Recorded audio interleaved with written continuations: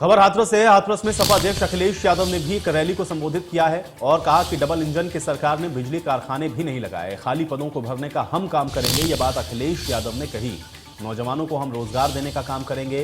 इसके अलावा शिक्षा मित्र, बीएड और टीईटी वालों को लाठी खानी पड़ी है, ये ध्यान रखना है लोगों को। ये बात भी अखिलेश यादव ने चुनावी मंच से कही है। तो हाथरस पहुंचे हुए हैं अखिलेश यादव, जहां पर उनके द्वारा भी चुनावी जनसभा को संबोधित करते हुए इन बातों को कहा गया। नौजवानों को हम रोजगार देने का काम करेंगे।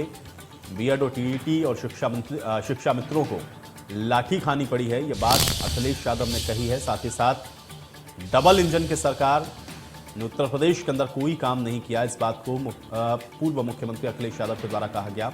समाजवादी पार्टी की तरफ से प्रचार करने के लिए पहुंचे थे हाथरस अखिलेश यादव, जहां पर उनके द्वारा बड़ी बातें कही गई। भारतीय जनता पार्टी पर निशाना साधते हुए इन बड़ी बातों का जिक्र अखिलेश यादव के द्वारा किया गया है। और इसी पर बातचीत करते हैं। पीएन शर्मा हमारे साथ, हमारे सहयोगी जुड़ रहे हैं बातचीत करने के लिए।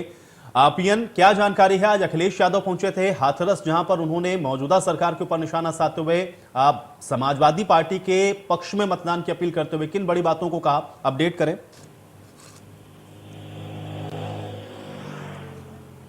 जी बिल्कुल, मैं आयुष जी आपको बता दूं कि अखिलेश यादव आज यहाँ सिकंदराव के क्रीड़ा स्थल पर पहुंचे थे और सबसे पहला जो उनका कहना था वो यही था, डबल इंजन की सरकार है, उसने कुछ नहीं किया है। केवल जो नोटबंदी थी उसके बाद में भ्रष्टाचार बढ़ा है, वहीं बिजली के नाम पे कुछ नहीं दिया है। क्योंकि उन्होंने ये जुमला करते हुए कहा कि बिजली की बात करते हैं कि हम बिजली कहाँ से फेंकेंगे, और जो समाजवादी पार्टी है उसने सरकार ने कारखाने लगाए हैं बिजली के लिए, लेकिन भारतीय जनता पार्टी के किसी नेता को यह भी नहीं पता होगा कि वो कारखाना कौन सा है, क्या नाम है उसका। हरदोगंज बेशक आए होंगे लेकिन नाम नहीं पता है।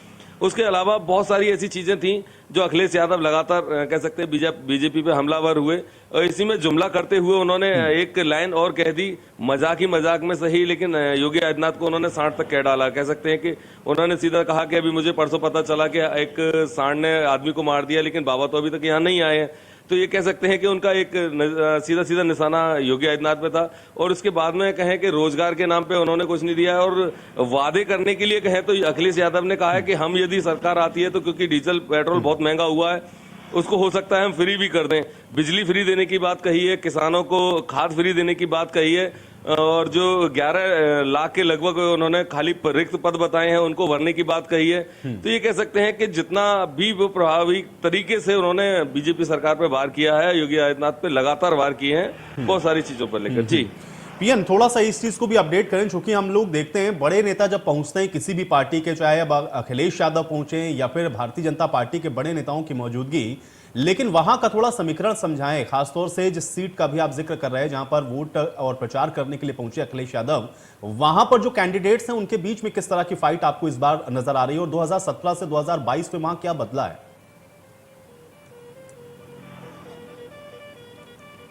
जी बिल्कुल, मैं जैसे बताऊं आपको, अखिलेश यादव ने भी यहाँ मंच पर आकर ये साफ कहा था। उनका कहना था, बोले मैं इस मैदान में कई बार आ चुका हूं, 2017 में भी आया था, उससे पहले भी आया था, 2019 में भी आया था, लेकिन आपके द्वारा मेरे किसी प्रत्याशी को जिताया नहीं गया है। मैं इस बार अपील करता हूं कि आप मेरे प्रत्याशी को जिताएं, क्योंकि यहाँ हाथरस में कहें तो 3 विधानसभा सीटें हैं। तीनों विधानसभा सीटों में समाजवादी पार्टी कहीं ना कहीं कमजोर रही थी, लेकिन इस बार कह सकते हैं आरएलडी का जो सादाबाद विधानसभा सीट है उसमें आरएलडी के हाथ में दिया गया है। तो आरएलडी से गुड्डू चौधरी हैं, वो अपने आप में एक दमदार चेहरे हैं, लेकिन उसके सामने जो चेहरे उतरे हैं वो रामवीर उपाध्याय, यानी कि पूर्व ऊर्जा मंत्री रामवीर उपाध्याय रहे थे। तो वो ब्राह्मण चेहरा है, बड़ा चेहरा है, तो उनके सामने, क्योंकि सादाबाद को इसलिए मजबूत कह सकते हैं कि 1 लाख से ऊपर जाट वोट है जो तय करता है कि किसकी सरकार बने, किसकी विधायक सीट किसकी निकलेगी। और वहीं जिस सिकंदराव सीट पे ये आए हैं उसमें सीट में कह सकते हैं कि 1,10,000 से ऊपर लगभग ठाकुर वोट है, कोई 40,000 के आसपास बघेल वोट है, 40,000 के आसपास ब्राह्मण वोट है, मुस्लिम वोट है।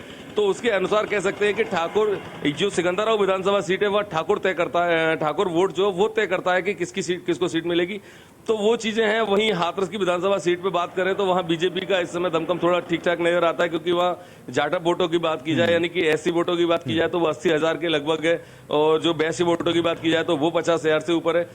तो ये जो समीकरण है, जाति समीकरण, उसके आधार पर यदि बात की जाए तो यहाँ जो प्रत्याशी हैं, समाजवादी पार्टी ने अपना जो प्रत्याशी उतारा है वो बघेल प्रत्याशी उतारा है। तो उसका एक आंकड़ा लगाया गया है कि बघेल वोट लगभग 35 से 40 हजार के बीच है, और मुस्लिम वोट जो वो भी 35 से 40 हजार के बीच है, और जो यादव वोट है वो भी इतना ही लगभग होता है, तो 90,000 से 1 लाख के लगभग जो वोट बनता है। और देखना तो ये है उससे एक पीएन अनुमान की लगाया अब ये जाता है जो उनका कि समीकरण बघेल है इस बार क्योंकि किसके बघेल पक्ष में प्रत्याशी को होते यहाँ हैं। उतारा बहुत गया। शुक्रिया पीएन हमारे साथ जुड़ने के लिए, तमाम बातचीत और जानकारी के लिए।